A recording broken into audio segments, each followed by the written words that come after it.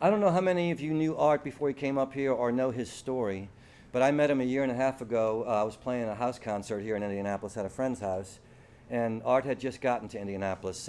He and his parents were flooded in New Orleans, as I was, and lost all their stuff, as I did. And we shared that story at that house concert and found connection.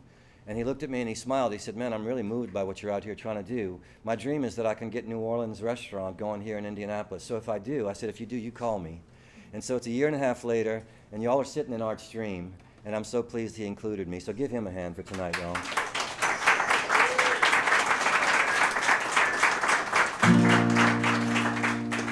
So this is a brand new song. As he said, I do have some new stuff, and I just finished this one, and I'm so glad I finished it in time to play here. It's a New Orleans thing, and it's this one goes out to Papa Roux, Mama Roux, Grandma and Grandpa Roux as well. Come check out the scene, see what I mean about this stew called New Orleans. It's a gumbo pot for sure. It is and it ain't, and it's so much more.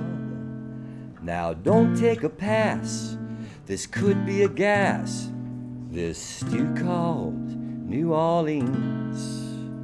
From the very young to the very old, it's a town where the good times roll.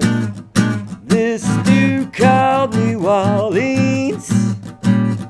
Don't forget to bring your greens to this stew called New Orleans.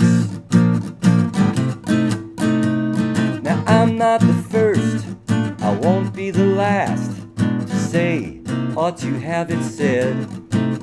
I'm New Orleans born, New Orleans bred, and when I die I'll be New Orleans dead.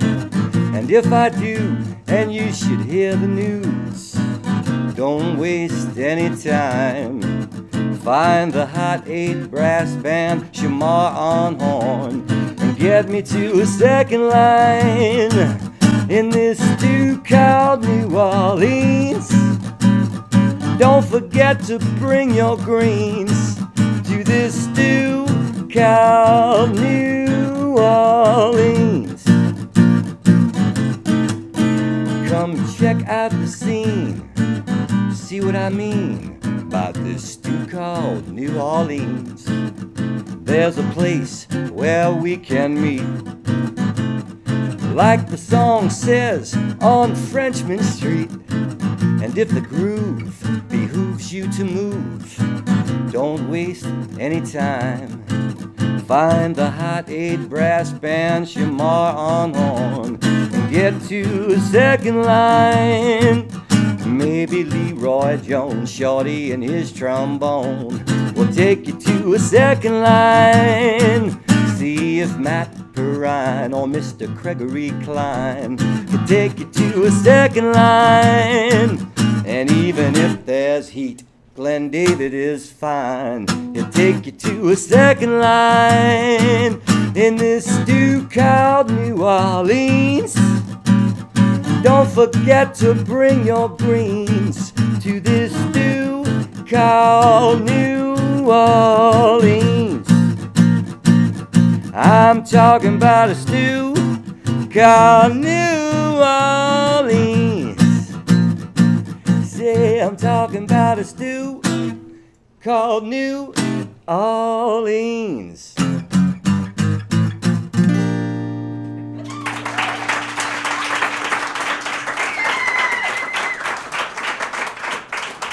That's for Papa Roux there. So I've been, fortunately I see so many faces that know my tunes. I played Chicago last night for a fella's birthday party, and he and about 5 of his friends knew my stuff, but he had a lot of family there. And it was fun. I got to play, you know, I love songs, so I just got to play a bunch of stuff. But I'm going to play a bunch of my own tonight and indulge myself. However, those of you who came because you dig Art or his family and you don't have a clue who I am, if there's something you'd like to hear, feel free to shout it out between songs, not during. And I know literally a couple of thousand tunes, so chances are I know something you dig. The only warning I give is that if anybody asking for Freebird gets one. So it's the only rule I have, it's the only caveat of the whole evening, really.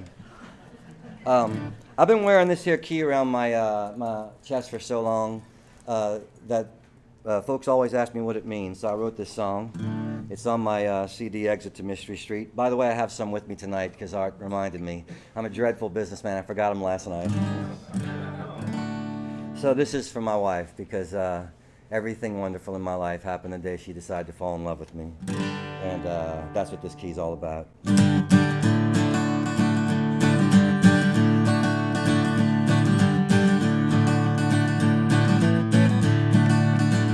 Around my neck I wear the key to the heart that wears a key to me. It don't unlock a fancy house, but it'll help me with my dirty mouth. I found love, love, love. I found love, love, love. Love found me. Love's the key. Love found me. Love's the key. I used to think that I was lost, so I kept searching at any cost. Well, I'd get high and I'd feel fine, but I get higher when your hand's in mine. I found love, love, love. I found love, love, love. Love found me. I found love, love, love. I found love, love, love. Love found me. Love's the key. Love found me. Love's the key. I wouldn't have known love if it grabbed me by the ass, and fortunately she did. Took me by the hair, dragged me to her lair, shows me every day what it means to care.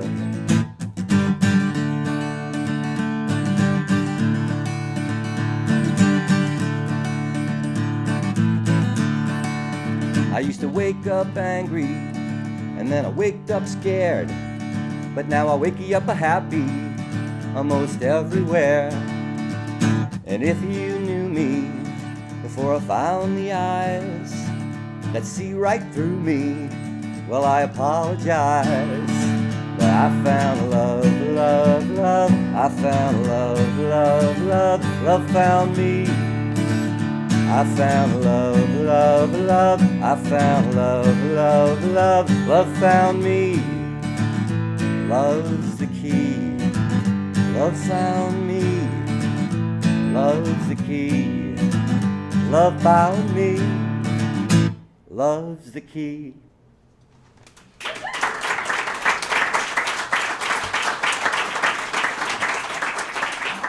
I like that I got to hang out with y'all beforehand because it's so bright in here. I really do. I'm so glad I got to meet people. And now I just feel like I'm sitting in one of my friends' or my family's place, you know, having some wine and singing for friends. So that's cool. It's not like you're... Yeah. Thank you, baby. Well, and speaking of which, I just did one for my wife. And this night is not all about Paul Sanchez or Papa Roux. We are celebrating the birthday of Mama Roux. Colleen over here, y'all. Give her a hand. So, I have a friend in New Orleans named John Boutte that I write songs with. He's probably one of the greatest jazz singers alive, and I'm fortunate to write songs for him. And he's also one of the most colorful characters. As anybody from New Orleans can attest, we're sort of larger than life, and the people down there that are larger than life to us are really larger than life. We live loud and expansive and shout. As a friend of mine from Chicago said when she came down to live for a while, she's like, you know, in New Orleans, nobody just sees their friends and goes, hey, how you doing? They go, hey, how are you, baby? Give me a hug. And that really is, that's us. And anyway, so did that story have a point at all? No. So my friend John Boutte has this way of speaking, and that makes me want to write songs. He's from the Treme, which is a section in New Orleans where the Creoles lived. And the Creoles, if you don't know the history of the city, Creole literally is a Spanish word criollo that means mixture. It means mixture of Spanish, French, American Indian, African American. Eventually in New Orleans, it really came to mean the African Americans who were descendant of free Frenchmen. And they're a very proud culture, and they have retained that sense of pride for hundreds of years, and they sort of have their own way of talking. And he walked in my house and he says, "Baby, we got to write a song about my sister one day. She's the hey now door popping queen of the Treme." And I said, "Well, John, I would love to write that song if you explain to me what the heck you just said." And he says, "Baby, you from New Orleans? You don't know what door popping is?" I said, "Baby, I'm from New Orleans my whole life. I never heard of door popping." And he explained to me that door popping is when you're so nosy, you stick your face in a screen door until you pop the screen right out. And then when his sister would see somebody she knows, she'd call out, "Hey now." So this made her the hey now door popping queen of the Treme, which is where they lived. So you got, naturally, once he explained it, it was clear it needed to be a song. So we commenced to writing it. And John's a very sociable fellow. It's another trait of the Creoles. They love to just talk and tell stories. And halfway through the song, a friend of his came by with a bottle of wine, and he was far more interested in the wine than he was in the song.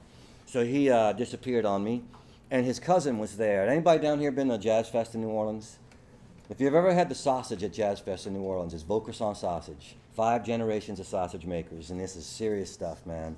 And his cousin was there, and he's also a wonderful songwriter and singer himself. And I said, "Come on, Vance, help me out, because I'm from the Irish Channel.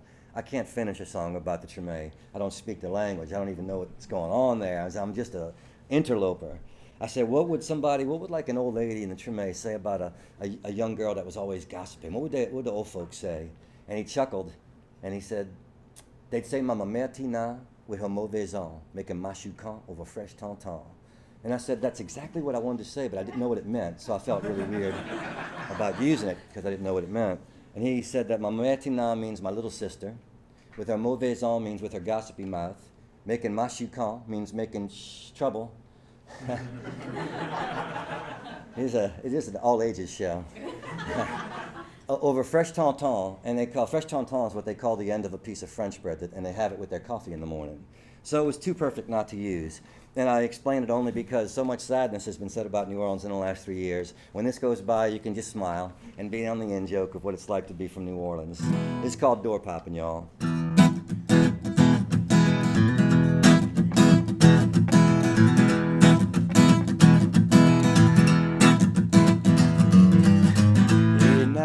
Door popping, my big sister can't stop gossiping. Hey now, door popping, mama's gonna get you, and it's your ass for sure. My big sister, the hey now, door popping queen, always got her face pressed up against the front door screen. Nettie, the fellas, and the whole Treme wave back at my sister when she say, "Hey now, hey now, door popping, my big sister can't stop gossiping. Hey now, door popping, mama's gonna get you, and it's your ass for sure."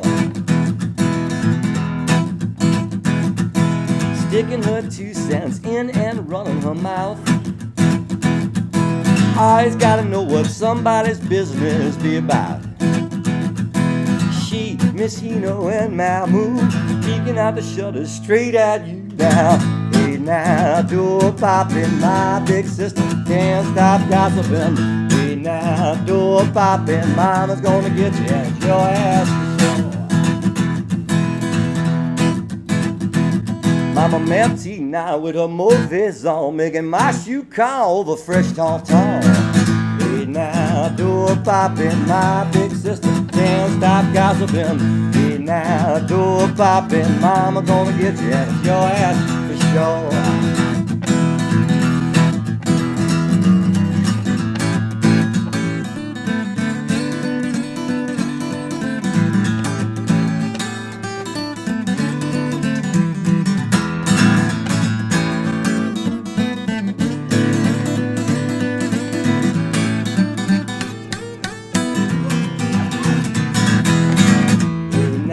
Door popping, my big sister can't stop gossiping.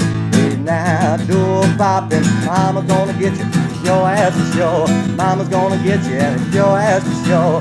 Mama's gonna get you, and it's your ass for sure.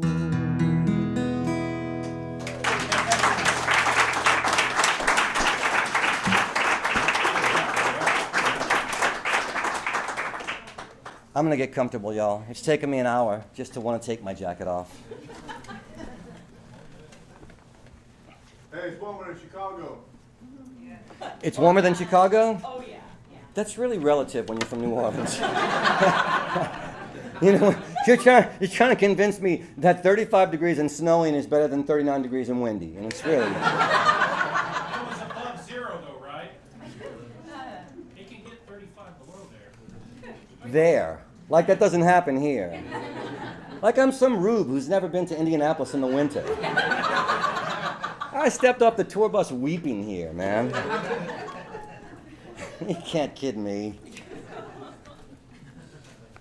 Let's see. I'm going to try and keep it as clean as possible until the kids get drowsy. It could get tricky at times, y'all. Let's see. One cigarette I will remember, mixed with the scent of her perfume. And if I don't go out at night, it's 'cause the stars remind me of you. One tune I never should have danced to. One night I wished I'd told the truth. Now I don't look up at the sky, because the stars remind me of you. And if you think of me, please be kind. And if you speak of me, say that you once were mine. I thought that whiskey cleansed the guilty, so I went howling at the moon. Drink till I'm blind most every night, because the stars remind me of you. And if you think of me, please be kind.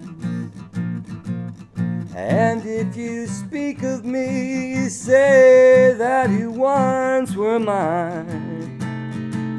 One cigarette I will remember, mixed with the scent of her perfume. And if I don't go out at night, it's 'cause the stars remind me of you.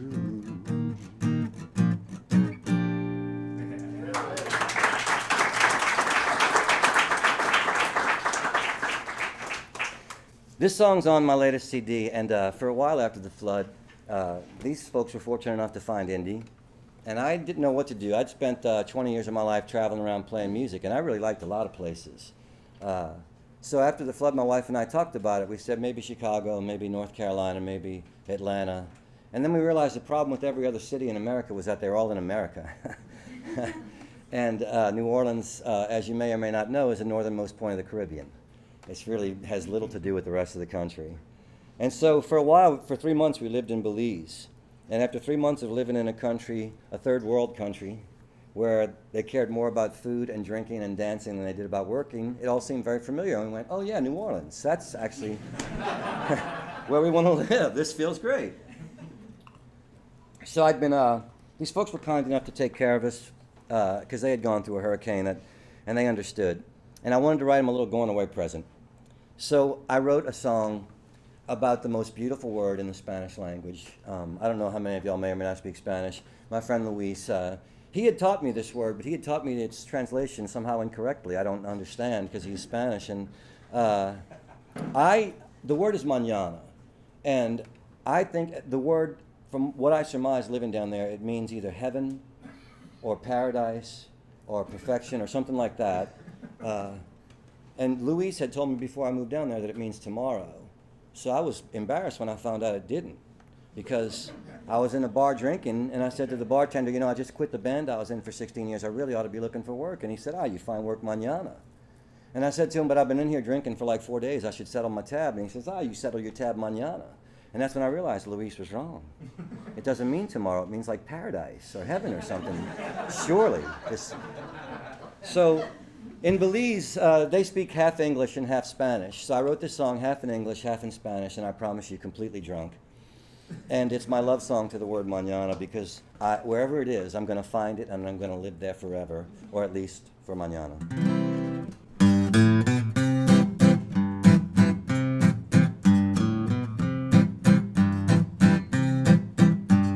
Mi español es no bueno.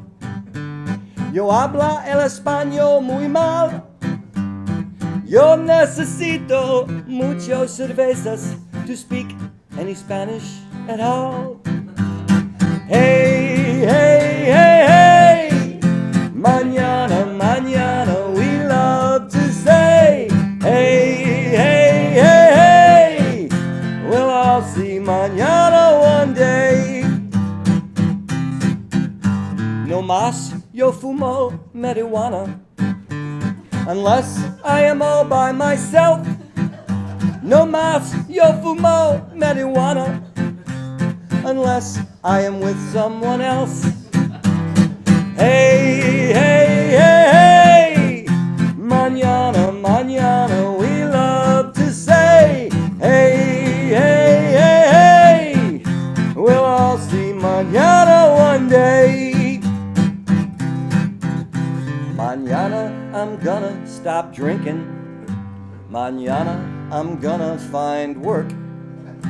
Mañana I'm gonna start thinking.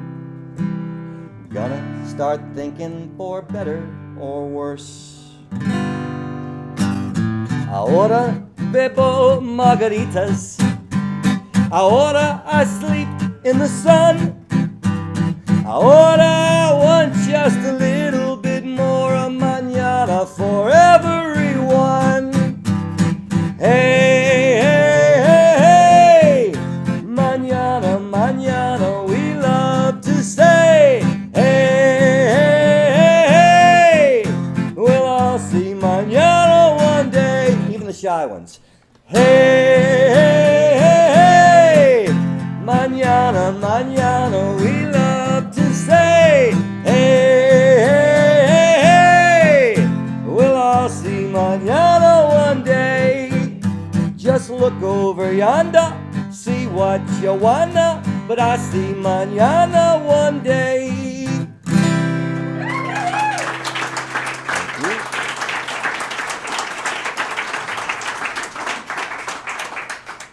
Thanks, y'all. Trying to see how much I'm starting to get into the territory where I've spent a lot of my songwriting career as a single man, so there's a lot of blue material there, y'all. And so I'm going to begin dancing around it with this one here. And promise parents, any parents in the room, nothing's going to happen bad right now. I'm just going to make a point here in this political season that just ended. Thank God the political season is over. If I have to look at one more ad promising me that the other side sucks and my side's wonderful, whichever side that is, it's like, please. Anyway, here's my political statement for the night. I won't bore you. I won't go beyond this moment. But I will say this. In America, it is completely legal anywhere in this country to buy a gun, an automatic weapon. Nobody's even going to ask you what you want to shoot with that automatic weapon. In America, it's completely legal to go to Las Vegas and buy another human being to sexually exploit in any way you see fit. Completely legal. Now, not that I'm judging either act, okay? Because I know I'm in gun country, so. I'm just pointing out an irony. These things are legal, yet in America it is not legal to buy something that God put here to grow from the earth, to relieve stress and anxiety, for you, and most importantly, for me. In fact, if you're a traveling man like myself, you can't even talk about it in public for fear of somebody dropping dime or something. You have to develop code words in order to even discuss it amongst civilized, like-minded brothers. And having traveled for many years, I discovered an awful lot of code words. And so I'm going to share those with y'all now. If you know what I'm talking about, please, by all means, see me after the show.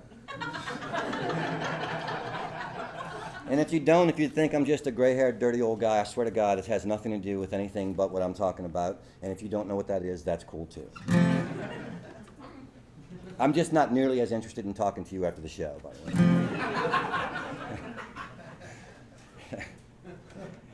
I would like to say that's not true. Sadly, it is. Whip out your hoochie Jew, and I'll show you my dilly whopper. It's right here in my thingamajig. Whip out your hoochie Jew, and I'll show you my dilly whopper. It's right here in my thingamajig. Well, I'll be high as a kite, staring at the ceiling. Man, it's good to have that Rastafari feeling.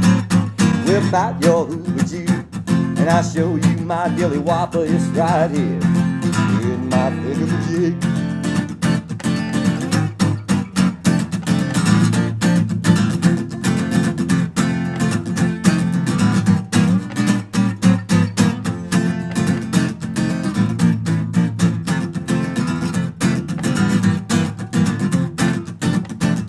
If you got a little boucan for the chalice in the palace, it'll be a hot time in the old skull tonight. Spleef on a reef, rolled up with the tide. Let's all take us a magic carpet ride. Well, I'll be high as a kite, staring at the ceiling. Man, it's good to have that Rastafari feeling. Whip out your hoochie Jew, and I'll show you my dilly whopper. It's right here in my thingamajig. Roll us a bone, a mosquito leg or a pinner. Just a little taste, just a little tasty taste will do. Herb, dirt, kind bud, or the genie in the lamp. A rose by any other name, we'll smoke it too. And I'll be high as a kite, staring at the ceiling. Man, it's good to have that Rastafari feeling.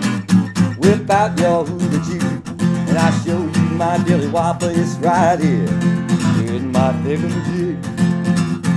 It's right here in my thingamajig. It's right here in my thingamajig.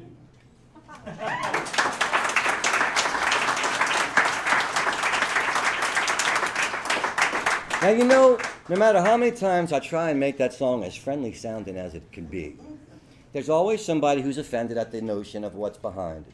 So, since this next subject is legal, I'm going to play this one. When Prohibition happened, the thing I was just singing about was actually legal. You could actually do it on stage even. And then the alcohol lobbyists and the pharmaceutical lobbyists, surprisingly, I know this is going to shock those of you who are familiar with the previous topic, they had more energy to push their ideas forward. So alcohol got made legal again, and pills got really just popular in America, and this smoking thing got made illegal. But as the years went by, this flood happened in New Orleans, and a lot of folks were heroes down there. But in my opinion, the unsung heroes of the city needed a song. And on my latest CD, I wrote them one. I'm not talking about the firemen. God love them, I love firemen, I got friends. I'm not talking about the people that Harry Connick Jr. waded waist deep in water to carry people out. He's a hero to me. But that's like the first and second and third responders. I felt like the fifth and sixth and seventh responders were getting overlooked. And so I needed to write them a song. And I'm talking here about the people that make anti-anxiety pills and antidepressants. The people who are the real heroes of New Orleans, who are helping us rebuild this great city of ours one pill at a time. See what I'm saying? See what I'm saying? So the this song is for you then. It's called Sedation. It goes like this.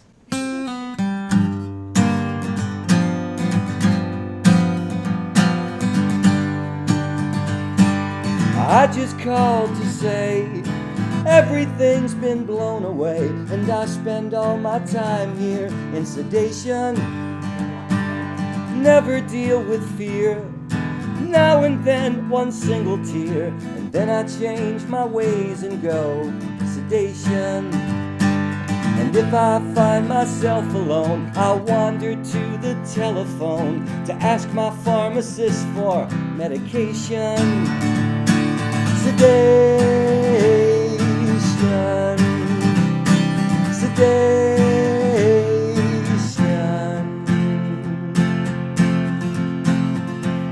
I turn on the news, even Katie Couric's got the blues and looks like she could use sedation. Really, it's okay. It's only time I'd waste away. Instead, I'll waste a day here in sedation. And when I turn off my TV, the sky outside's still blue to me. So blue, in fact, it's an hallucination. Sedation. Sedation. Sedation. Sedation.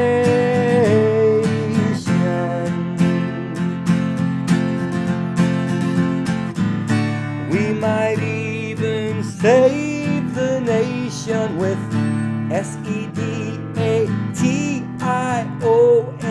Oh man. Na na na na na. Na na na na na na na na na na na. And I want my sedation. Make sure you refill Valium, Prozac, Benadryl. The world sometimes requires some sedation. Sing it if you're on them. Sedation. Sedation. Sedation. Sedation.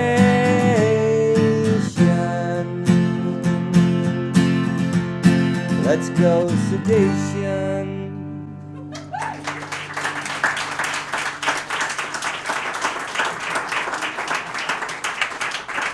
Something Irish. Anything. Well, you know, I promised a request. Where's my Notre Dame hat wearing friend? Funny thing about the Midwest, y'all, I was riding with an Irish buddy of mine in Chicago, giving me a ride to the airport. And he mentioned a friend of his who went to Notre Dame. And I said, JC, did you go to Notre Dame? And he goes, no. And I said, oh, okay. So I found out that people in the Midwest either really dig it or really don't dig Notre Dame. And he told me, he said, you know how you can, if you're at a party and there's 30 guys, you know, I can tell which one went to Notre Dame? I said, how? He goes, he'll tell you. So, this song I wrote, I'll tell, let's see. Boy, we're into the dearth of the set here. We're into the part of the set where there's drinking and drugs and... Okay, I'll try and get the story in without getting anyone here in trouble. I was working on a movie in Boston right before I joined the band I was in for so long.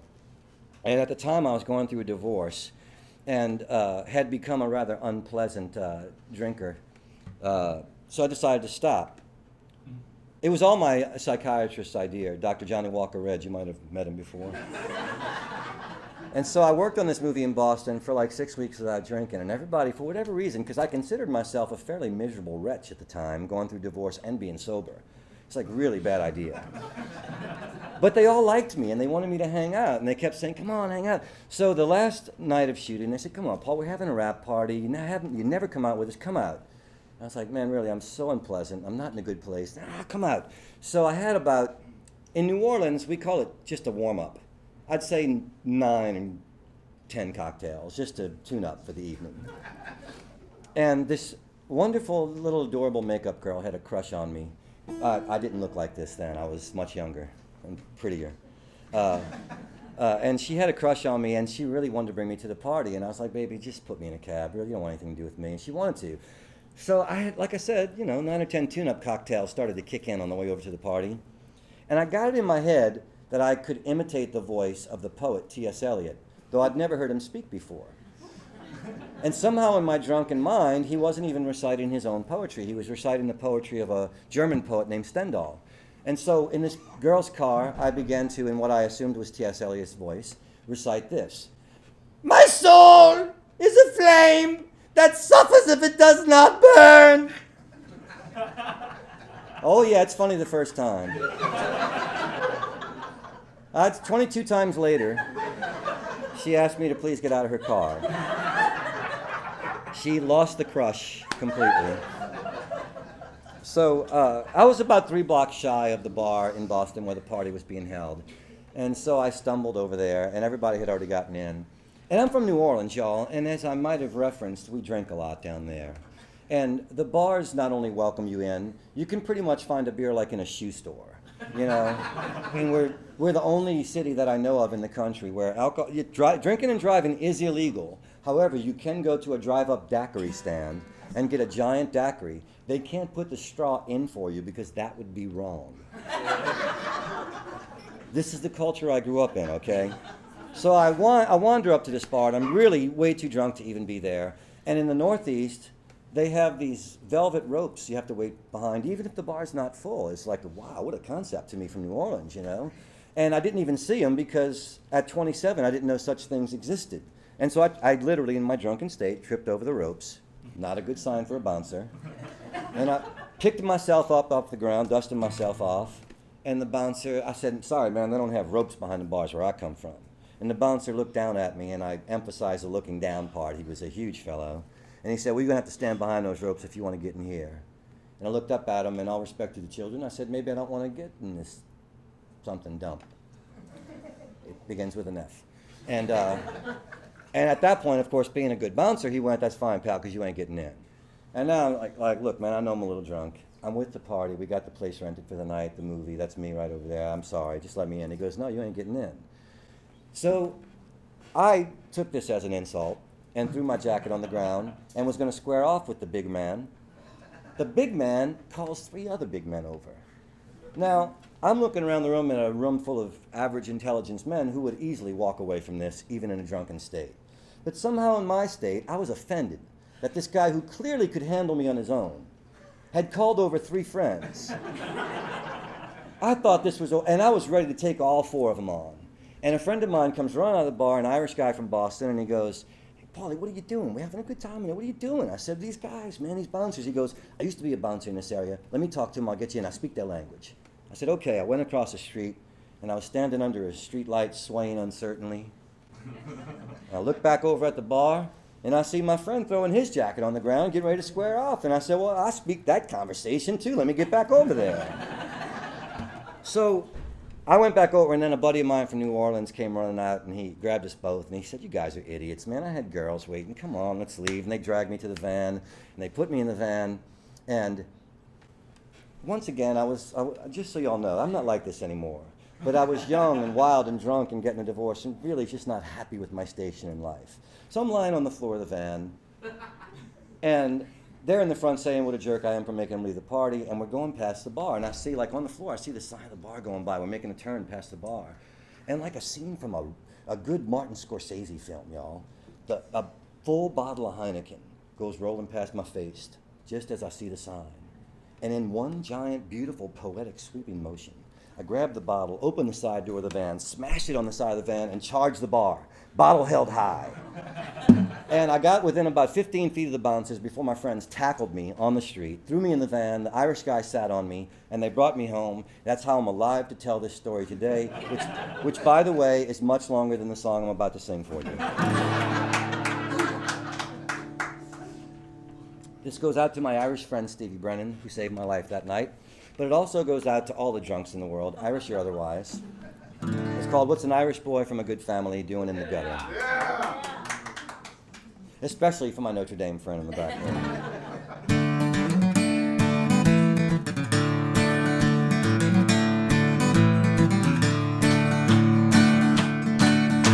Well, I had a drink with a friend of mine a week ago today, who was celebrating a month and a half too late St. Paddy's Day. Well, I bought him around and he bought me around, and a bouncer bought us a nutter. What's an Irish boy from a good family doing in the gutter?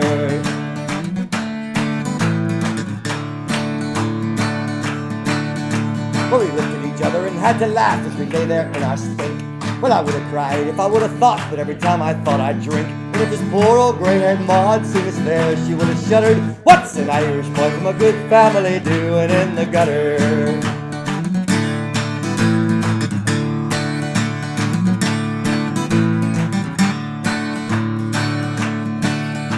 Well, my Irish friend, he liked to surf, but me, I couldn't swim. And he said that he could teach me how, and I said I trusted him. He swore he'd never let me drown, he loved me like a brother. What's an Irish boy from a good family doing in the gutter?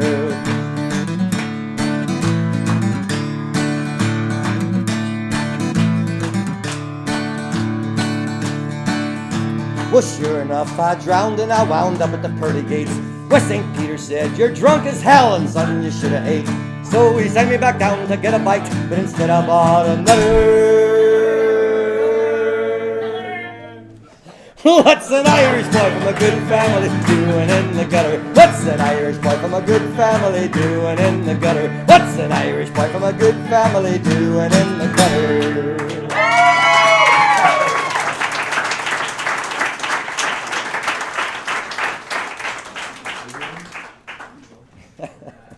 You guys are fun.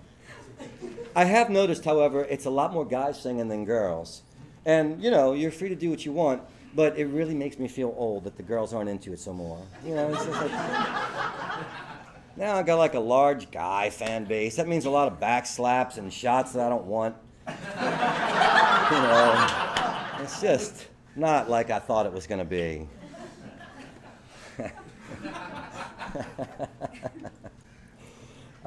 Anybody got anything they feel like hearing? I'm now.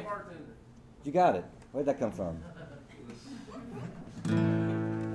Wow, we're definitely into the drinking and sedation part of the set at this point.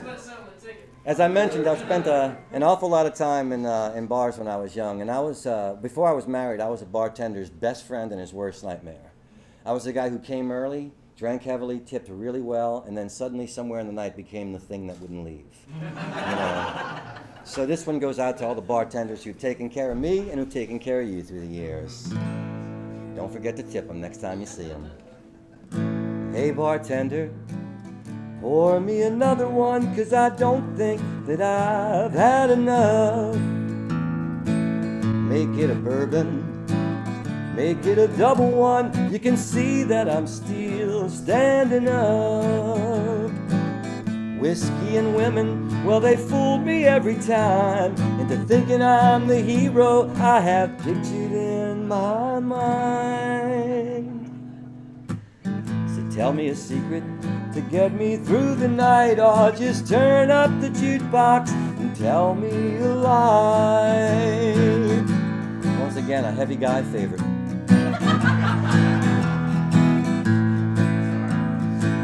Where am I this evening? No, I don't mean what bar, I mean what city, and in what state am I? Honey, are you leaving? And do you have a car? And could you take me along for the ride? You see, a woman like you, well, you could enter in my life and let me be the lover I have pictured in my mind. I heard laughter on that line. And it was female laughter. So tell me a secret to get me through the night, or just turn up the jukebox and tell me a lie.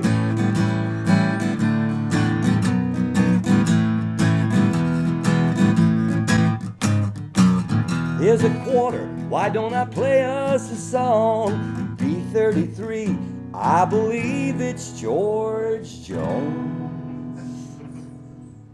I believe it's a slow one, in 3/4 time. So let's turn up the jukebox and tell me a lie.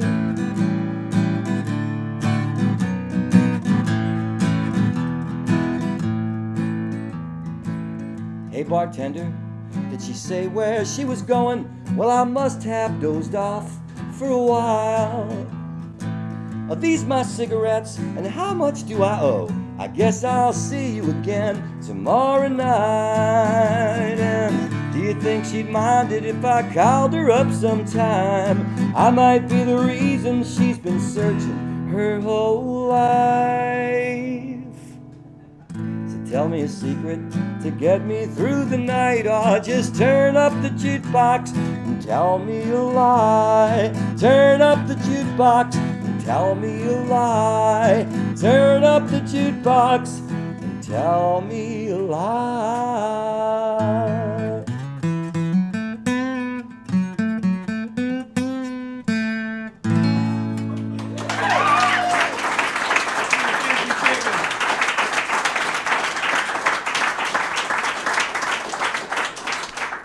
I'm so pleased that I've touched so many of your drunken sides with the last few songs.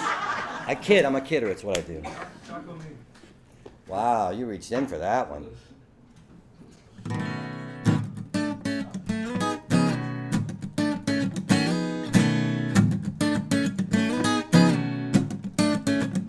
It's early Saturday morning. I'm not out of bed, but my brother is calling. I'm the famous tattooed man. Lift up the covers, let me show you my drawing. Wake up, come on, wake up. My brother is laughing and slapping at me, saying, Chaco me, Chaco you. You got the money, then I got the shoes. Chaco me, Chaco you. You got the money, then I got the shoes. You know what we got waiting when the work is through. Chaco me, Chaco you.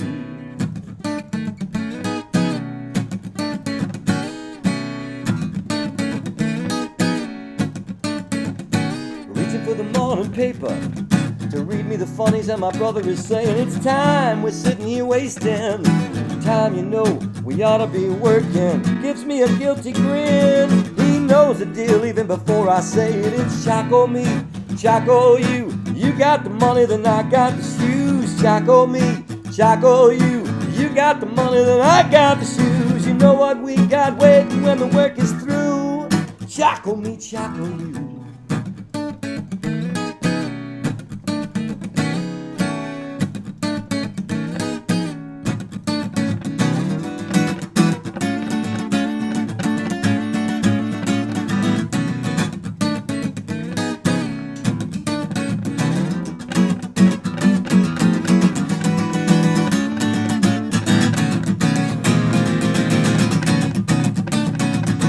Early Saturday morning, I'm not out of bed, but my brother is calling. I'm the famous tattooed man. Lift up those covers, let me show you my drawings. Wake up, come on, wake up. My brother is laughing and slapping at me, saying, Chaco me, Chaco you. You got the money, then I got the shoes. Chaco me, Chaco you. You got the money, then I got the shoes. You know what we got waiting when the work is through. Chaco me, Chaco you.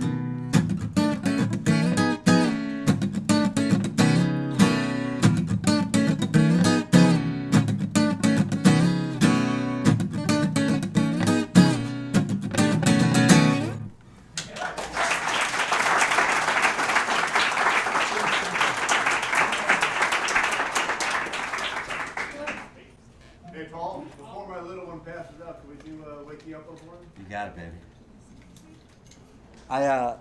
All my stuff's available on iTunes, by the way. I have my CD with me tonight, Exit to Mystery Street, but I have 9 discs out in total, and you can get them online and stuff. I don't know too many people that actually buy CDs anymore.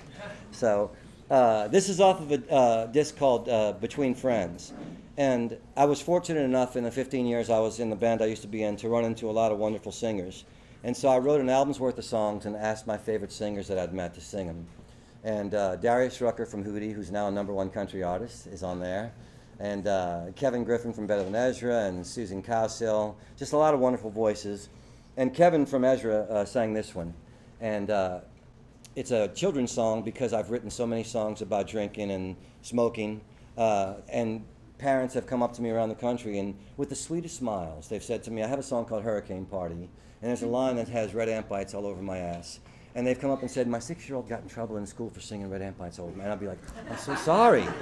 And they go, no, we think it's cute. Okay.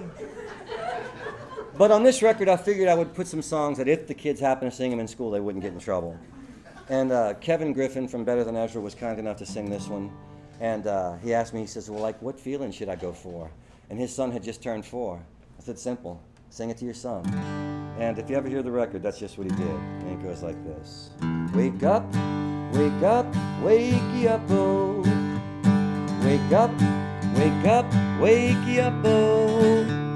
Wake up, little one, come and greet the morning sun. Wake up, wakey up, oh. Wake up with a smile on your face, oh. Wake up with a smile on your face, oh. Wake up with a smile on your face. You were happy, loved, and safe.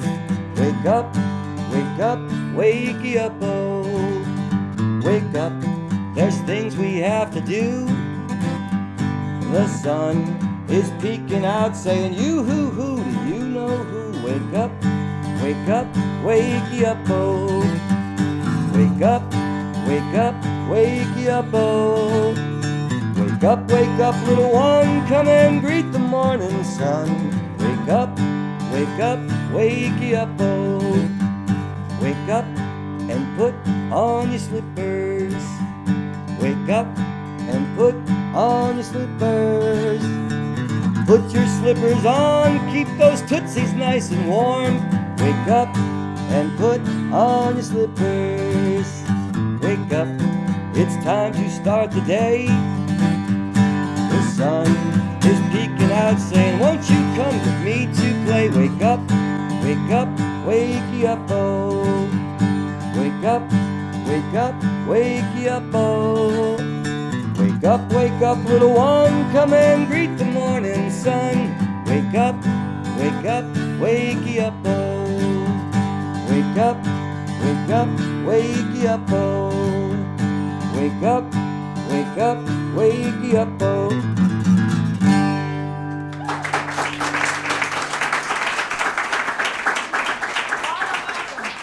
You got it. I dropped out of college so I could be a musician. And it's worked out okay. I've been a musician now for 20 years. But dropping out of college can leave you with a half an education, which can leave you with some half-baked ideas. And I was harboring some of those for a while and went around the country in my angry, drunken youth, swearing there was no God, there's no God, there's no God. And then one day I was on a plane coming home from France, and we landed in St. Louis, a hub, unlike New Orleans or Indianapolis. And we hit some of that famous St. Louis wind shear that you might have heard of. And I went from a lovely view of downtown in the Arc to a really intensely close view of the runway in an oil slick out of the side of my window. And in that moment, I found God exactly where I left him in college. He hadn't moved. He was in the same place. He was in the corner of this bar I used to hang out in, and he wasn't drinking the hard stuff anymore either, because like me, he'd gotten old and given it up. And I said, hey, God, and he said, hey, Paul, and I said, listen, you remember that sense of humor thing you invented? And he said, yeah, I've been laughing at you for quite some time. And I said, good, you got a hard job, I'm glad I can give you some chuckles. Listen, if you can get me out of this tight spot, I'll write us a song we can both laugh at. And God said, okay, and I said, okay, and I got down and I wrote this song. And so remember, if you don't laugh, God's watching and he's laughing. So, you know, whatever that means to you. It's called All Are Welcome in Heaven, and for my sake, I sure hope it's true.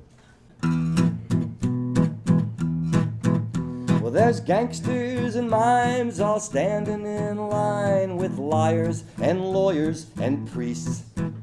Well, they're passing out rope for the dopers to smoke with ball players, bankers, and freaks. I'll stand and wait at the Lord's pearly gates, wondering if they'll ever get in. And the angels are saying that living's just playing, and neither winning or losing is a sin. And all are welcome in heaven, 'cause God's got a secret to tell. He's only been kidding with all this religion, and there ain't no such thing as hell.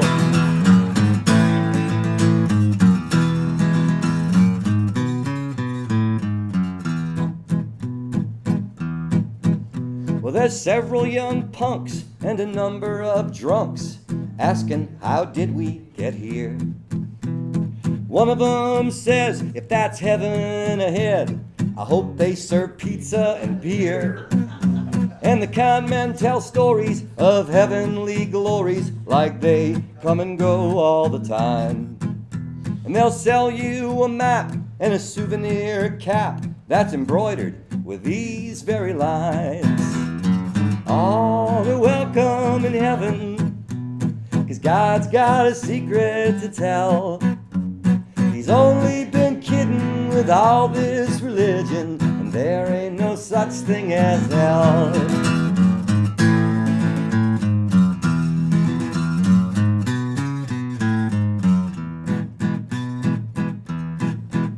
Well, despite all my lies, and to my surprise, I found myself waiting up there, anxious to meet with friendly St. Pete. I shampooed and blow-dried my hair. Well, my knees started shaking and my heart, it was aching to quiz him on the mysteries of life. And when I finally asked, St. Peter just laughed. He said, you're born, you live, and you die. And all are welcome in heaven, 'cause God's got a secret to tell. He's only been kidding with all this religion, and there ain't no such thing as hell. He's only been kidding with all this religion, and there ain't no such thing as hell.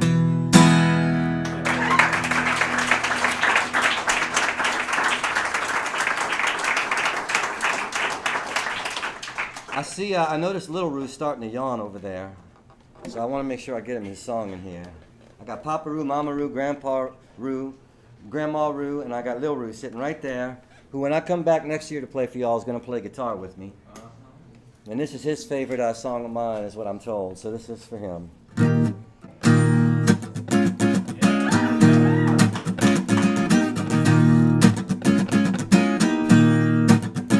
Well, my eyelids said 4:30, and the radio clock said 6, and I was thinking up a reasonable excuse. Well, I might have slept through yesterday, but in the shape I'm in, what's 24 hours more or less to lose? I burned up letters and I burned up souvenirs, and I left no traces, Lord, that I was ever here. And I won't be Louisiana low down and blue.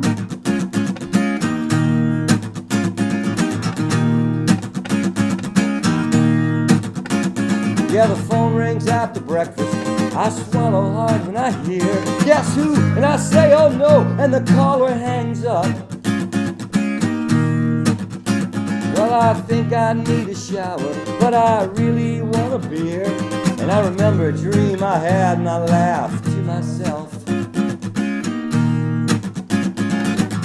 I burned up letters and I burned up souvenirs, and I left no traces, Lord, that I was ever here. And I won't be Louisiana low down and blue.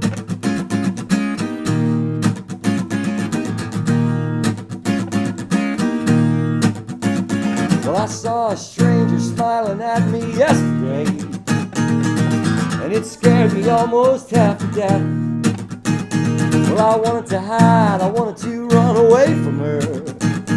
Instead I closed my eyes and I wasn't there. I was somewhere in the French Quarter in the winter of last year, sitting in the square dripping chili on myself.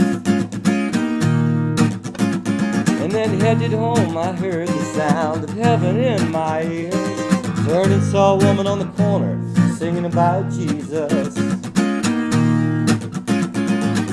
I burned up letters and I burned up souvenirs, and I left no traces, Lord, that I was ever here. And I won't be Louisiana low down, and I won't be Louisiana low down, and I won't be Louisiana low down and blue.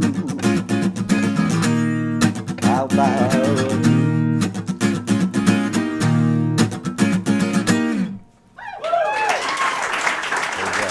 next year.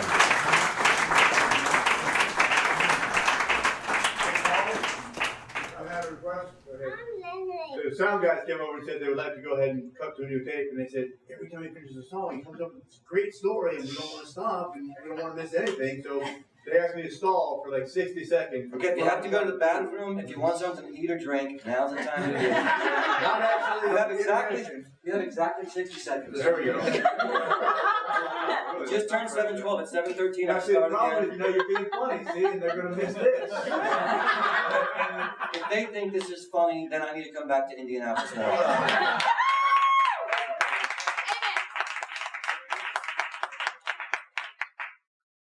guys are awesome, man. My God, this made the trip so incredibly worth it. Please do me a favor. This man spent literally months putting this together, and believe me, it shows tonight. Give him a hand.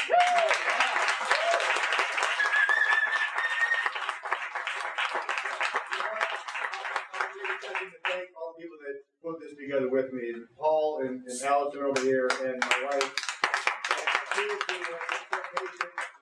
and my parents who have been with kids when they lost patience, and without this big family, none of this would have happened. So I hear you, Barry. Love is the answer, right?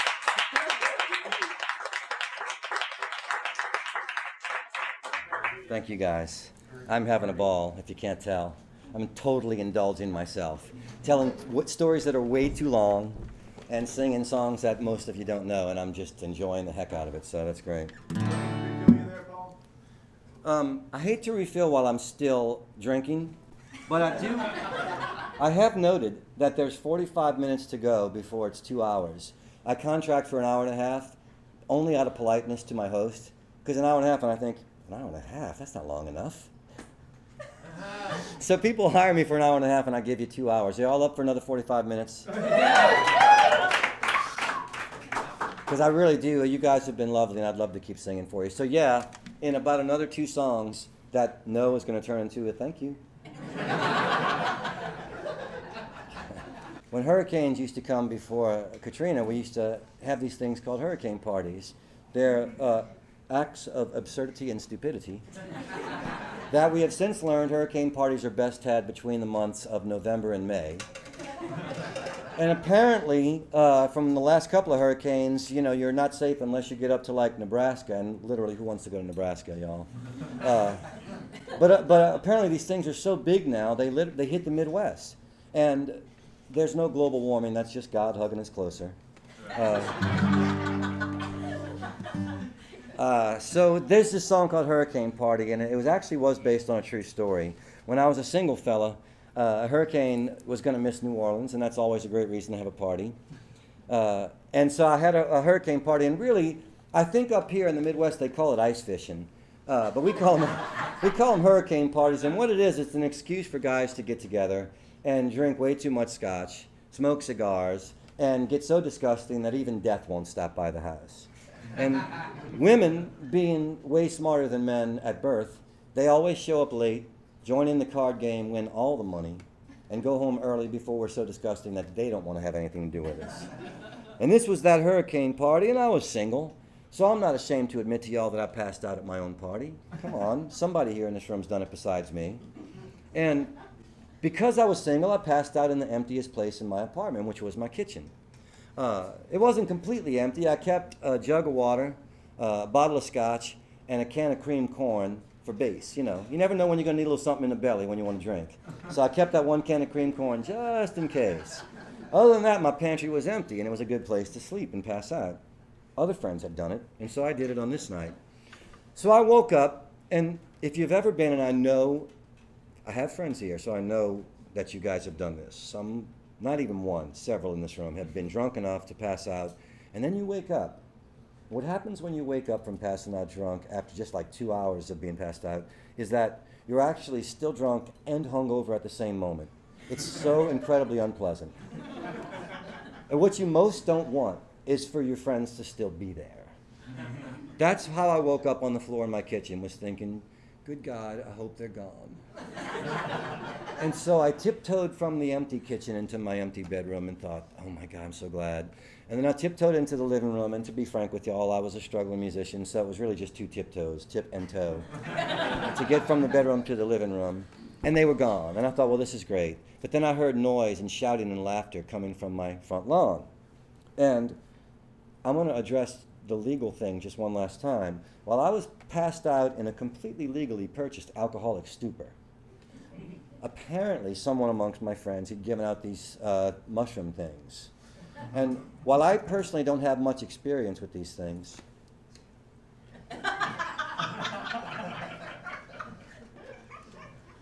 I do hear from others that you really don't want to go to sleep when you use them, and you want to laugh a lot. And it seemed to be the case, because they were laughing and they were wrestling in the rain-drenched mud in front of my house on the neutral ground. And really, I walked outside and I thought, you know, I looked at them all and they just seemed so ugly. I really wanted them gone. I said, guys, please go home. The hurricane's over and my neighbors don't like you, and I'm pretty sure I don't either. And they looked at me and they were all on these things, and so they were just giddy, and they said, "Oh, there's Paul, he wants to wrestle in the mud too." And I said, "No, I really don't. In case you didn't hear me, I don't like you, and I want you all to go home." And they looked at each other and they said, "He doesn't mean it, he doesn't mean it, he wants us to drag him in." And I said, "Guys, I keep a half a Louisville Slugger by my door for just such an occasion. I love all of you, but I will use it." They didn't think I would. And the result of that moment is this song that has endured with me for now some 14 years. And it goes like this. We had a little party, me and my friends. A hurricane was coming to New Orleans again. Somebody brought scotch, somebody brought beer. Should have kept the hooch and thrown them out of here. A friendly game, a penny a hand. Smoke a cigar, act like a man. Waiting for the gale force winds to blow. Shuffle up the cards and let the liquor flow. My hurricane party got out of control. I'm lying in the gutter eating Tootsie Roll with red ant bites all over my ass, beating all my buddies with a baseball bat.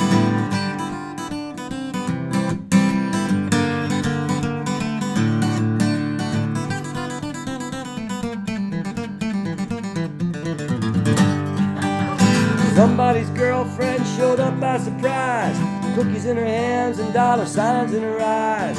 I started dipping them cookies in scotch. Well, she won all my money and my pocket watch. I passed out and I woke up. The house was empty and so was my cup. From out on the front porch, I heard them shout. I wish they'd come in so I could throw them out. My hurricane party got out of control. I'm lying in the gutter eating Tootsie Roll with red ant bites all over my ass, beating all my buddies with a baseball bat.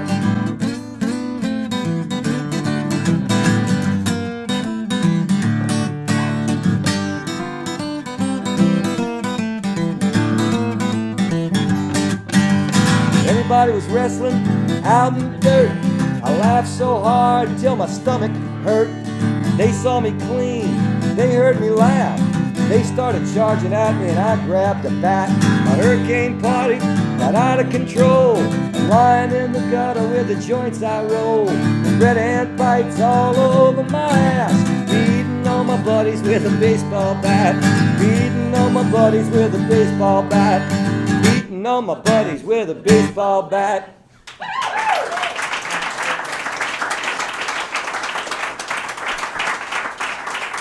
By the way, y'all, I hope I've been really subtle with these hints I'm throwing in the songs. Confidential dance. You asked for that last night, or did John? I didn't play for him. Oh, thank you, baby. I didn't drink all this by myself, y'all. Most of it. Colleen had a glass. I reached my hand under her black sweater, buried my face deep in her blonde hair. All day long and all through the night, both of us skinny and starving, danced the confidential dance of a fair. Holding my breath, I slipped out of her arms, though I thought I could have stayed there forever. Once I left, there was no door. I would have knocked, but there was no door. Once I left, there was no door back to her heart. Shot up in bed and felt panic creeping in. Where is this room, and who am I sleeping with now? I didn't dare speak or to move. I didn't challenge the darkness, but my heart was racing, my mind was screaming, grab your clothes, where's your clothes? Fighting it, I fell back asleep and woke up 7 times before the morning. Once I left, there was no door. I would have knocked, but there was no door.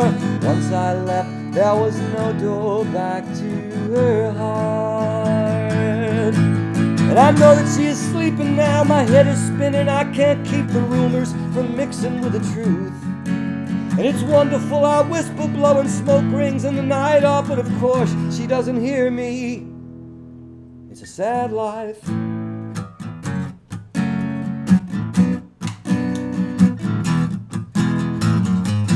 I reached my hand under her black sweater,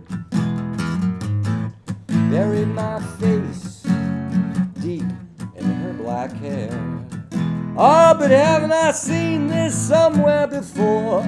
Both of us skinny and starving, dance the confidential dance of a fair. Holding my breath, I slipped out of her arms, though I thought I could have stayed there forever. Once I left, there was no door. I would have knocked, but there was no door. Once I left, there was no door back to her heart. Once I left, there was no door back to her heart. Yeah, once I left, there was no door back to her heart.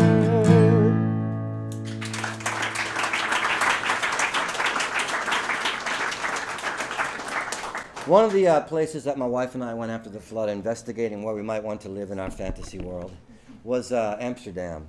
Now, we had no shot of actually moving to Amsterdam, but what a fantastic place to try and go and figure out your life.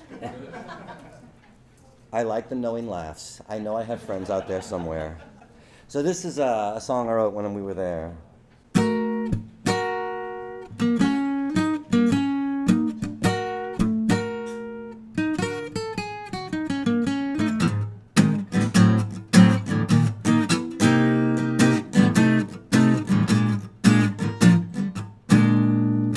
Couldn't find my tickets and my license again.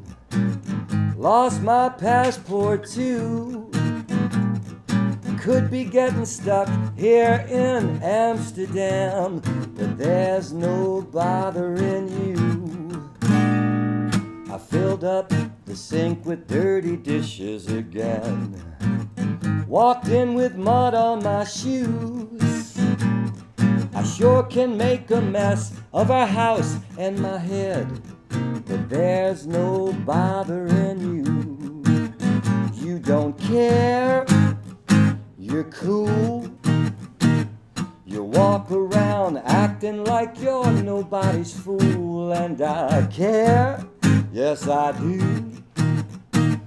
In fact, I think I even care enough for two. I took the wrong directions and I made us late. Got pulled over too. I get nervous and deteriorate, but there's no bothering you. You don't care, you're cool. You walk around acting like you're nobody's fool. And I care, yes I do. In fact, I think I even care enough for two.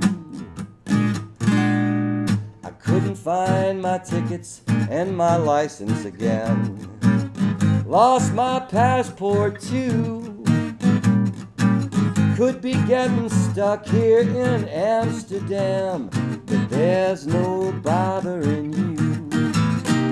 There's no bothering you. There's no bothering you.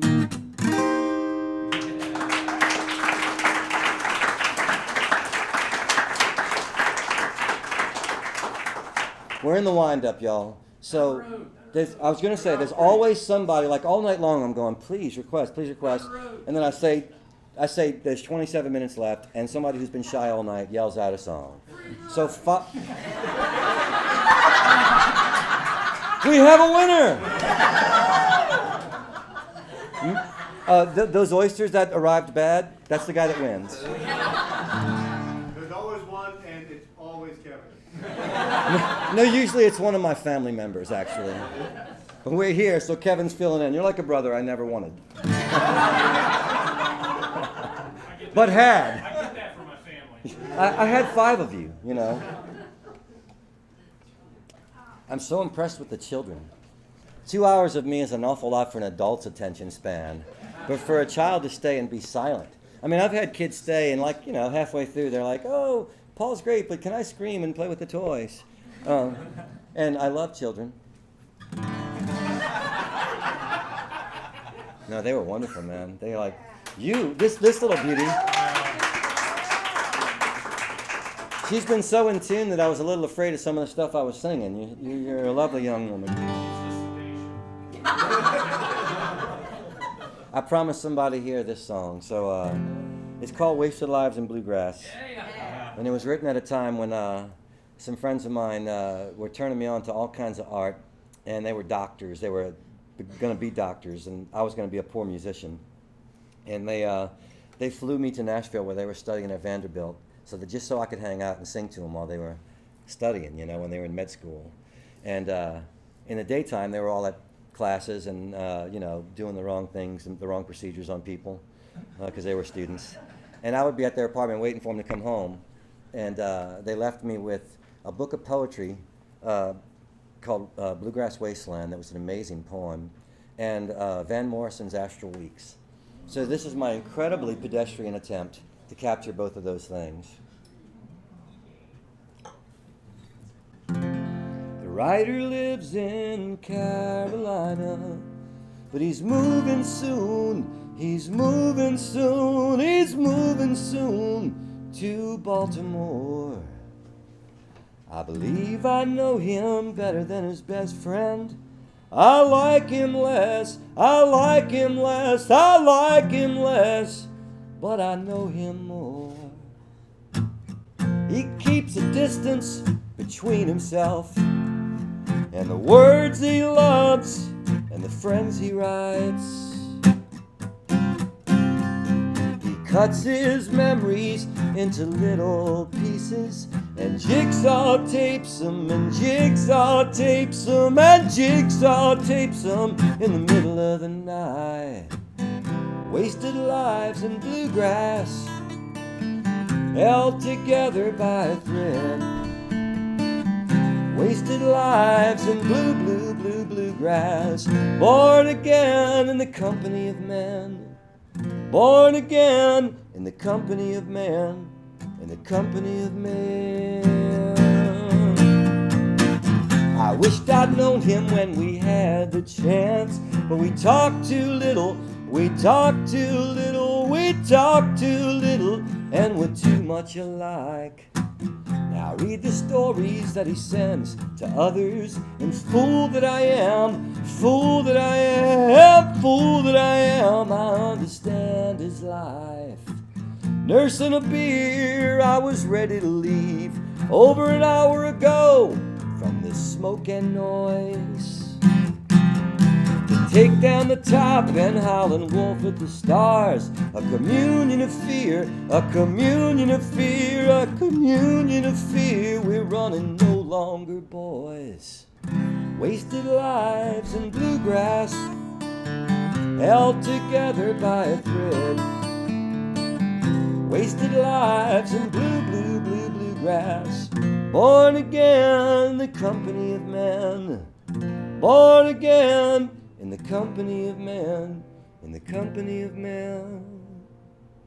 In the morning, the lukewarm water of that river washes questions, it washes questions from suspicious minds. We're dancing in circles that are spiraling downward, where you don't disappear, you don't disappear, you don't disappear, but you don't survive. My life was saved by a chapter of silence in a story called Shiftless on a Sunday night. I read that story and I thought of the writer and a freight train whistling, a freight train whistling, a freight train whistling down in Caroline. Wasted lives in bluegrass, held together by a thread. wasted lives in blue, blue, blue, bluegrass. Born again in the company of man. Born again in the company of man. I was born again in the company of man. In the company of men.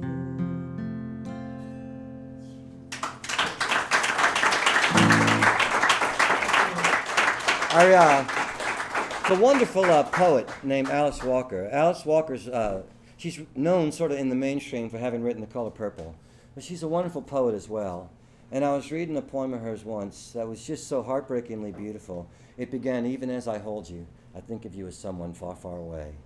Your eyes the color of pennies in a bowl of honey. And I just thought it was so incredibly beautiful and sad because it's just what it's like when you're breaking up with somebody. They're in your arms and you already know it's over and you haven't told them yet. And so I wrote this song. And fortunately for me, the band that I was in never became a huge hit, and Alice Walker never sued me for stealing her lines. It's called Laughable. Well, I stare at the hole in my hands, and I watch you slip away. And I feel if I'd only done better, then maybe I could make you stay. Then I stare at the hole in my head, and I can't remember things I say. Hour to hour, sentence to sentence, day to day. Well, I could, but I don't, and I should, but I won't. It's laughable. It's laughable. It's laughable.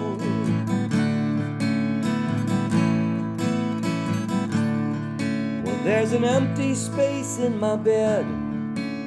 My bed's too big these days.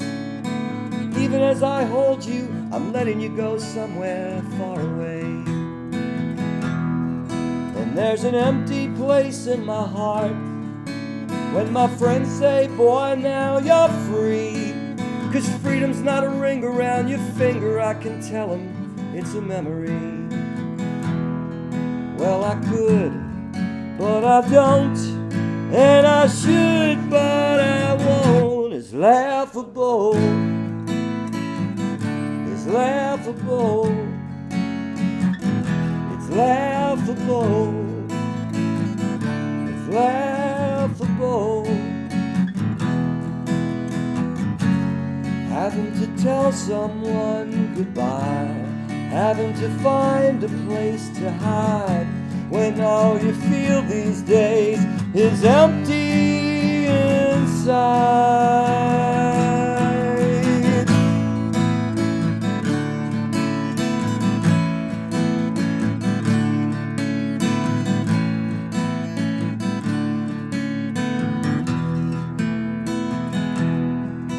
I remember the last time we met.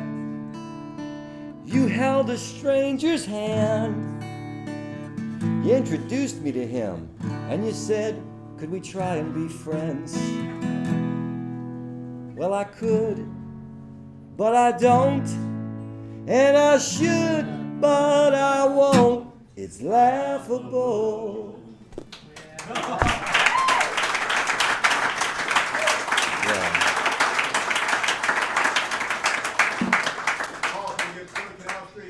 That's the ending song. Okay, as long as it's in there.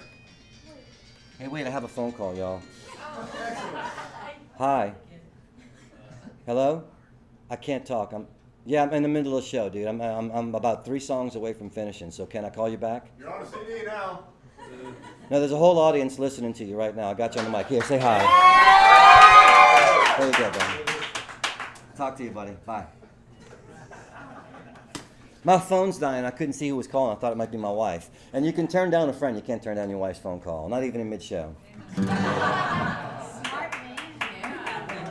I haven't been married 15 years for nothing, baby. I learned quickly. In fact, when I was about to get married, my wife insisted we were going to Europe for a trip, and her best friend from college was living there. She'd gotten married to a guy in the service, a surgeon. And she's like, you got to meet my friend before we get married. I said, great. So we took a train to Germany from France, and they picked us up. That's where they were living. They picked us up at the train station, and they drove us maybe a mile to a restaurant to have, I'd never met them before. And as we're pulling into the parking spot at the restaurant, now there's husbands, you will all understand this moment. We're pulling into the parking spot. To our right is a really nice parking spot. To our left, 2 spaces ahead, is another really nice parking spot. The husband goes to pull into the first spot he sees, and his wife goes, no, honey, park in that one there. And he turns to me and goes, Paul, you're about to get married. I'm going to teach you the 2 most important words that will make for a happy marriage. Yes, dear. And he turned to her and he said, yes, dear. And she smiled, and it was like, cool. It's like he never said that. And we parked the car, and he got out, and he goes, you can use any tone of voice. You can say it mad, you can say it happy, you can say it sad, you can say it frustrated. As long as you say those 2 words, I guarantee you it's a positive result. 15 years later, I can tell you my friend Charlie's a genius. Wherever he is tonight, this song goes out to my dear friend Charlie Anderson.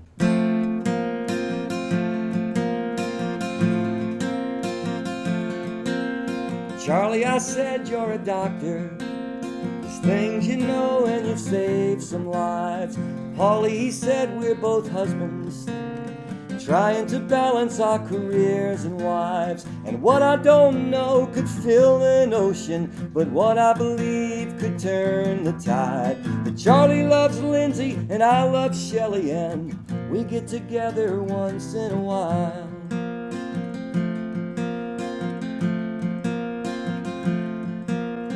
Charlie, I said you're a father. Your sons and daughters depend on you. And man, that's gotta be harder than waking up and doing the things I do. But what I don't know could fill an ocean, and what I believe could turn the tide. That Charlie loves Lindsay and I love Shelley, and we get together once in a while.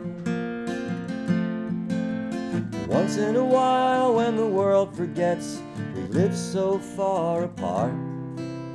Once in a while, there's a train to catch, or a bus, or a boat, or a car.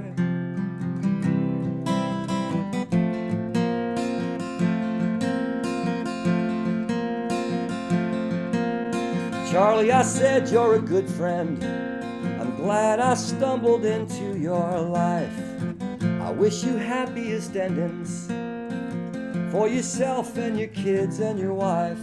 And what I don't know could fill an ocean, but what I believe could turn the tide. That Charlie loves Lindsay and I love Shelley, and we get together once in a while.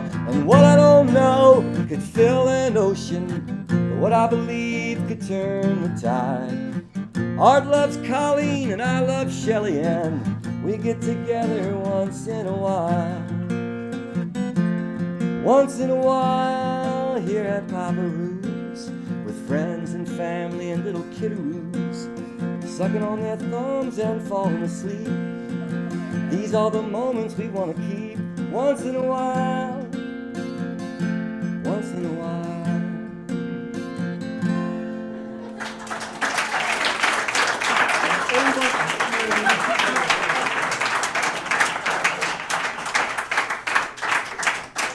So you guys, it's a Sunday night, and I think you guys are phenomenal for having listened to me for 2 hours. Give yourselves a big round of applause. Okay, stop. That was horribly pathetic. Listen, man, life has programmed us that we're supposed to clap for other people, but I'm going to teach you a valuable lesson at least once a week. Reflect on how far you've come from where you were 15 years ago to where you are right now at this moment, what you wanted, what you've accomplished, and where you'll be. Applaud yourself. Your life is a one of a kind. Celebrate it every chance you get. Give yourselves a hand now.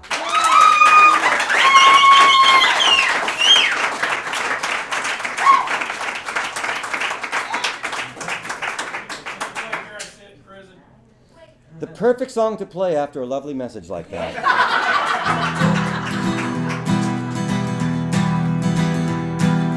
Here I sit in prison, guilty of a crime. Yes, it's true, I killed a man, but it was justified. Yes, he was a friend of mine. He came into my home, made off with my woman, and he left me here alone. Yippee-yi-yay, yippee-yi-yo. Damn, these iron bars are cold. Yippee-yi-yay, yippee-yi-yo. Here in prison I'll grow old. Here I sit in prison, she often visits me. Tell me that she's sorry and she wishes I were free. Says she never loved him, only wish she'd stay. I wish she would stop talking, yes, I wish she'd go away. Yippee-yi-yay, yippee-yi-yo. Damn, these iron bars are cold. Yippee-yi-yay, yippee-yi-yo. Here in prison I'll grow old. Here I sit in prison and I don't give a damn. I'd shoot the bastard over if they gave me half a chance. Only wish for one thing, I only wish instead that I had kept on shooting until both of them were dead. Yippee-yi-yay, yippee-yi-yo. Damn, these iron bars are cold. Yippee-yi-yay, yippee-yi-yo. Here in prison I'll grow old. I said, damn, these iron bars are cold. Here in prison I'll grow old.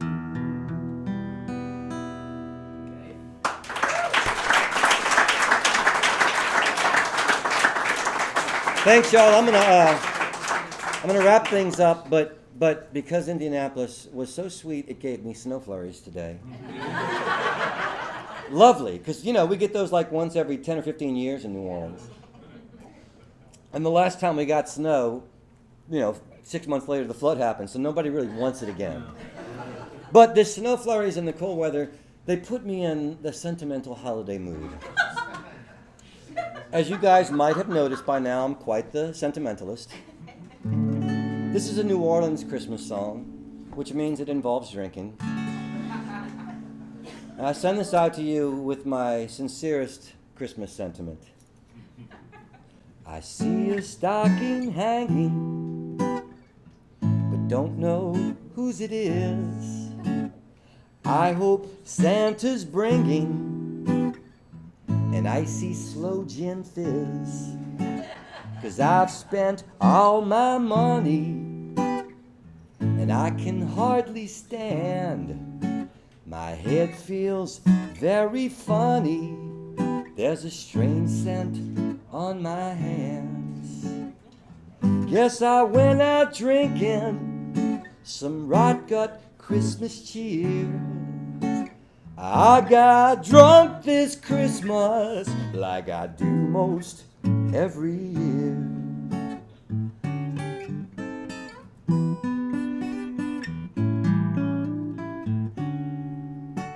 The jukebox plays a carol. I start to feel a glow. With a red nose, just like Rudolph, but I'm having drinks to go. You can do that in New Orleans. Lonely guys have gathered, tall tales will be told, but it won't really matter, 'cause I'll be passed out cold. Guess I went out drinking some rot-gut Christmas cheer.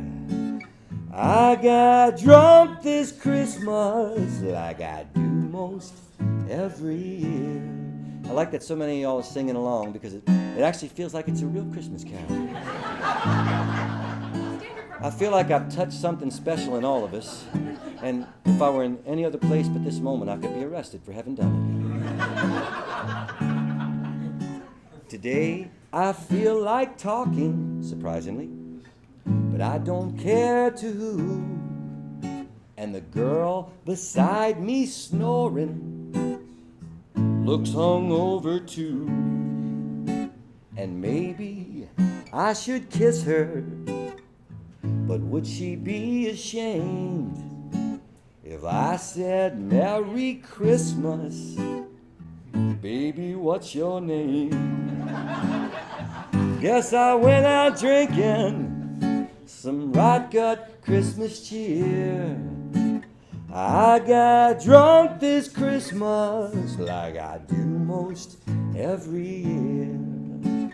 I got drunk this Christmas like I do most every year.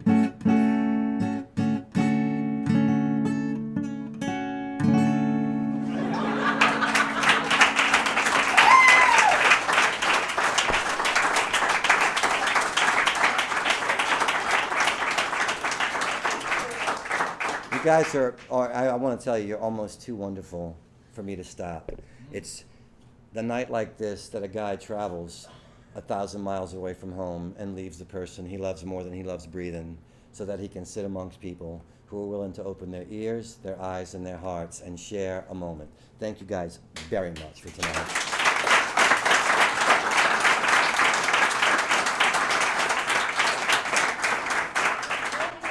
My friend John Boutte, as I mentioned earlier, is a Creole fella. He's about 5'3" inches of mischief and Creole history. And we met about 12 years ago. A friend of mine, a songwriter named Michelle Schacht, was living in New Orleans, and she introduced us. She had this habit of having parties at her house where she would introduce people that had lived in New Orleans their whole life and should have met but hadn't. And John and I were two of those guys. Found out we were born within 3 days of each other. We were both raised by sisters. We both had lost our fathers, and we were comparing the similarities and differences in our lives growing up in New Orleans in the 60s. Him being black and me being white. Although in New Orleans, as the great guitar player Danny Barker liked to say, we've been drinking and getting together and integrating in our own way for years. So black and white's really just human beings down there. But we were talking about the differences, and as we were walking down the end of Canal Street where the cemeteries are, he pointed to one cemetery and he said, "You know what, baby, my daddy's buried right there." I said, "Wow, man, that's one more thing we got in common. My daddy's buried in that same cemetery." And he looked at me and he smiled and he said, "You know what, baby, black or white, we all gonna meet at the foot of Canal Street." Yes, indeed. And I said, "Well, that's fabulous. Let's go home and write that song." So we got back to my place and we commenced to write it. I said, let's try and make it like a jazz funeral song, like this could be played at a jazz funeral in New Orleans. And if you don't know what that is, and if you've never seen one or heard about it, a second line band, a brass band, walks the casket to the gravesite and plays a dirge, slow and mournful to mourn your passing. But once the body's in the ground, the band kicks it into high gear and everybody parties and dances all the way back to where the food and the drink and the memories of you are. They do this because they're celebrating life. They're celebrating your passing. They're celebrating their life while it's still here. They're celebrating the lives of the people who are long gone but are still dancing in their memories. It's quite a beautiful thing, and I'd never sung at one or played at one, but John had many times. And so I said to him, let's try and make it like that. What's it like? You've done them. They look so holy. They look so spiritual. They look so beautiful. What's it like? And he goes, well, baby, it's beautiful and all, but mostly the bitches wonder what the other bitch is going to be wearing. And mostly the men be carrying a flask in their hip pocket waiting for the band to kick it, so they can kick it too. And I said, well, that's cool. Let's go ahead and put that in the song. And I said, what would be like the most beautiful thing could happen at a jazz guy's funeral? He says, the jazz guys, they all called Louis Armstrong Pops. He says, baby, if Pops was still alive and he could blow Walk On at your funeral, you'd think he was already in heaven. So we wrote the song, and I'm real happy to say that just before Katrina and the flood came and changed all of our lives, Sony Music released a box set, A History of New Orleans, called Doctors, Professors, Kings, and Queens, a big old box of New Orleans. And on there with Louis Armstrong and Jelly Roll Morton and Fats Domino is John Boutte and Paul Sanchez singing this here song, Foot of Canal Street. So, but it requires, now I haven't asked y'all this all night, And you guys are so special to me. Normally I'd be beating an audience to death, getting them to take part. But y'all listened, and enough of the dudes sang, and like 2 or 3 girls sang. I'm convinced like maybe it was only one girl singing and one guy singing in a really high voice. But I'm going to tell my friends back in New Orleans, oh yeah, there were 2 girls singing. So I want y'all to sing along, because this is how we celebrate life. It's not just the dancing, it's the taking part. So we celebrate life by releasing what's in us. We celebrate life by remembering those who can't celebrate life with us right now. There must be someone in your life that you love that can't be here at this moment, whether in another city, whether they've gone to another place. So when I say I'll see you there, very simple. You sing At the Foot of Canal Street. It goes like this. I see you there at the foot of Canal Street. Now, that was lovely. When I looked around the room earlier on Mañana, I had to encourage the shy people to sing. It is a Sunday night. I will keep you here until everyone here is singing. I encourage you to just join in so I don't have to berate you, point anyone out, and make you actually celebrate your own existence. We're all going to be we're all New Orleans for this moment. Don't waste your time being angry when a moment's much better with a smile. And if you feel your time's been wasted, well, wasted here for a while. I was standing at the bus stop just across from Krause. It's a department store that closed. Waiting for the driver that's gonna take me to my heavenly house. And I see you there. What will you wear? What will the band be playing? What will the people be singing? Does your father lie? Does your mother pray? I want to put on my golden crown at the foot of Canal Street. And when those levee banks have overflowed and the streetcar has seen its day, when all is gone, the plantations, hallelujah, the Treme and the Vucare, you know I'll be swinging to that music. I'll be on a higher ground where Pops is blowing Walk On Up with Gabriel making sacred sound. I see you there. What will you wear? What will the band be playing? What will the people be saying? Does your father lie? Does your mother pray? I want to put on my golden crown at the foot of Canal Street. So don't waste your time being angry when a moment's much better with a smile. When you feel your time being wasted here for a while. I standing at the bus stop, I was just across from Krause, waiting for the driver that's gonna take me to my heavenly house. I see you there. At the foot of Canal Street. What will you wear? At the foot of Canal Street. What will the band be playing? What will the people be saying? Does your father lie? There, does your mother pray? I want to put on my golden crown at the foot of Canal Street.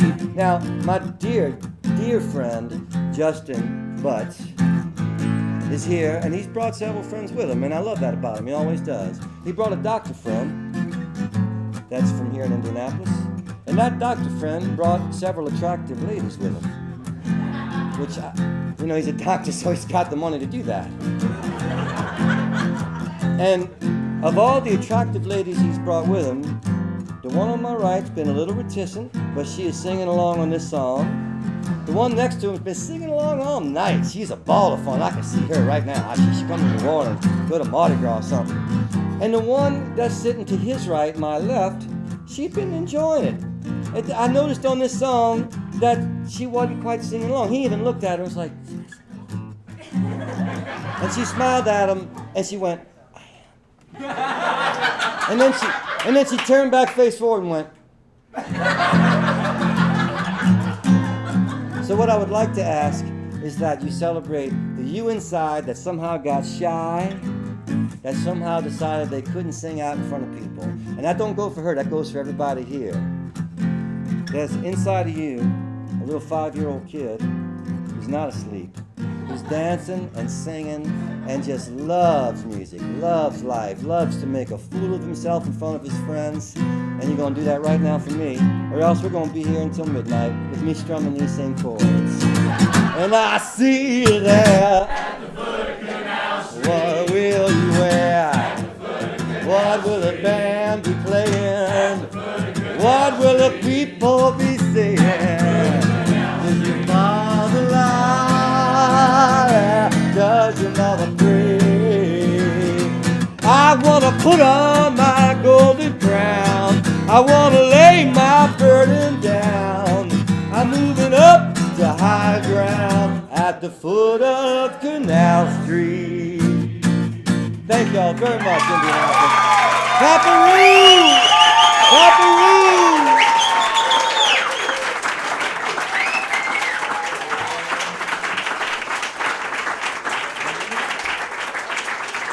Thank y'all.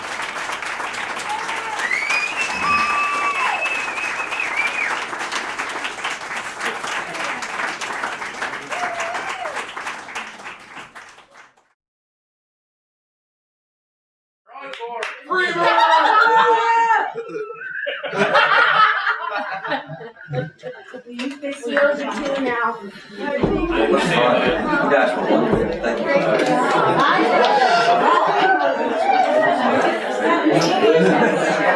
It occurred to me way too late. I wanted to hear you used to be a friend of mine.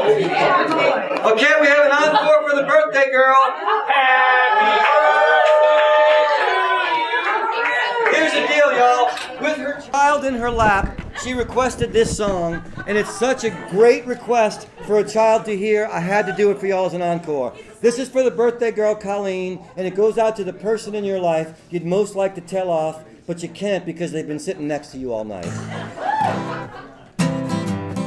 Even a best friend makes you feel like this sometimes. I had a best friend treated me so bad, I wrote this song full of anger, full of hatred, and I thought, how can I mask the anger? How can I mask my venom? And I thought, a polka. Nobody ever got hurt by a polka, right? My dear friend Eddie Ecker, who now lives in St. Louis, likes to remind me that you can polka your eye out. You're a sad and sorry son of a bitch, I hope you're gone for good. I offer my condolences to your new neighborhood. And if worthlessness were talent, you could stand and take a bow. You used to be a friend of mine, but I can't stand you now. I'm so glad so many people are in the birthday spirit. You're a useless hunk of human flesh, I'm glad you've disappeared. If bad times have befallen you, I will not shed a tear. And I'd like to tell you to go to hell, I'd gladly show you how. You used to be a friend of mine, but I can't stand you now. I hope as you sink lower, you'll watch me climbing higher. I wouldn't take a piss on you if I saw you were on fire. And I hope my bad intentions here you won't misunderstand. My very fond infection I'll send you if I can. If I haven't made it clear enough, I'll take a solemn vow. You used to be a friend of mine, but I can't stand you now. You used to be a friend of mine, but I can't stand you now. You used to be a friend of mine, you goddamn stupid cow. Happy birthday!